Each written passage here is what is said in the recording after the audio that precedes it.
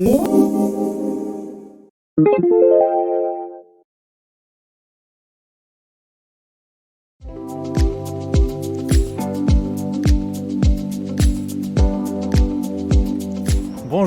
Ilyes Sayad de Mailbox etc., responsable du développement international de la marque en Afrique et en Asie. Aujourd'hui, nous sommes devant l'un des plus grands centres MBE au monde, non seulement pour sa taille, mais aussi pour son revenu. Allons faire un tour.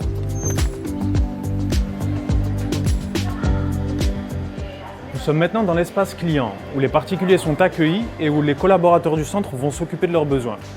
Typiquement, dans un centre MBE, on va retrouver 5 types de services, 5 types de solutions.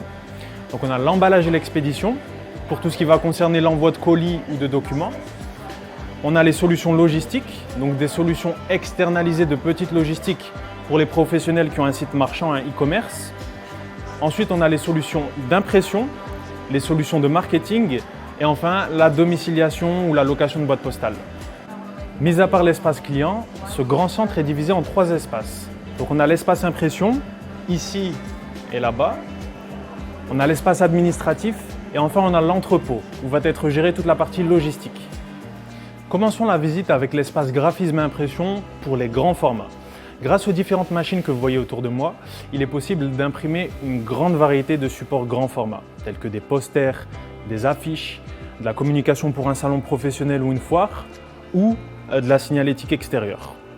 Cette machine qu'on voit ici permet même d'imprimer sur des surfaces rigides, telles que du bois, du métal ou du verre par exemple. Tout ça permet d'offrir au client une grande variété d'options, mais surtout de traduire de manière qualitative son idée en un support de communication réussi. Voici l'espace impression petit format. Ici, on va pouvoir imprimer une multitude de supports, des cartes de visite, des flyers, des brochures, des catalogues ou le menu pour un restaurant. Encore une fois, une multitude d'options qui s'offrent au client et c'est là que le rôle du graphiste du centre va être primordial puisqu'il va être en mesure de conseiller le client et de l'aiguiller en fonction de ses attentes, c'est-à-dire de son idée, de son budget et des délais escomptés. Nous sommes maintenant dans l'espace administratif où les équipes commerciales et de service client ont leur bureau. Le service client est très important chez Mailbox etc. C'est pourquoi tous les jours, les collaborateurs vérifient le statut des colis expédiés la veille afin de vérifier si aucun incident s'est produit et si tel est le cas, d'intervenir de manière proactive pour le solutionner sans que le client n'ait à intervenir. Voici l'entrepôt où tous les jours, les vannes du centre arrivent chargées de colis qui ont été récupérés auprès des différents clients du centre. Alors pour vous expliquer le processus, dans un premier temps, si les colis ont besoin d'être emballés, le centre dispose d'une grande variété de matériaux d'emballage. Une fois emballés, les colis sont placés sur le convoyeur où un scanner va les mesurer et les peser. L'information est ensuite transmise au système informatique qui va générer le bordereau d'expédition et en fin de journée, les colis sont prêts à être récupérés par le transporteur.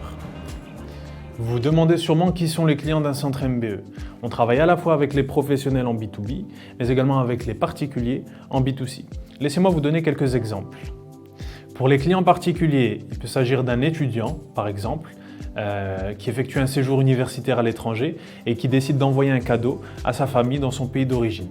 Ça peut être un couple qui part en vacances et décide d'expédier ses valises avec MBE plutôt que de devoir les emmener avec eux. Il peut s'agir d'un expatrié qui doit envoyer des documents importants et de manière urgente vers son pays d'origine. Enfin, ça peut être un touriste qui passe des vacances à Barcelone, qui achète un souvenir et qui décide de l'expédier avec MBE, soit par faute de place ou soit pour la fragilité du produit. Pour les clients professionnels, on va parler principalement des micro-entreprises et des PME, petites et moyennes entreprises, qui utilisent les centres MBE pour expédier des documents, des produits, des échantillons ou des pièces détachées par exemple. Il peut s'agir aussi des entreprises qui doivent concevoir et imprimer leurs supports de communication, comme les cartes de visite, les flyers, les brochures, comme nous l'avons vu précédemment dans le centre.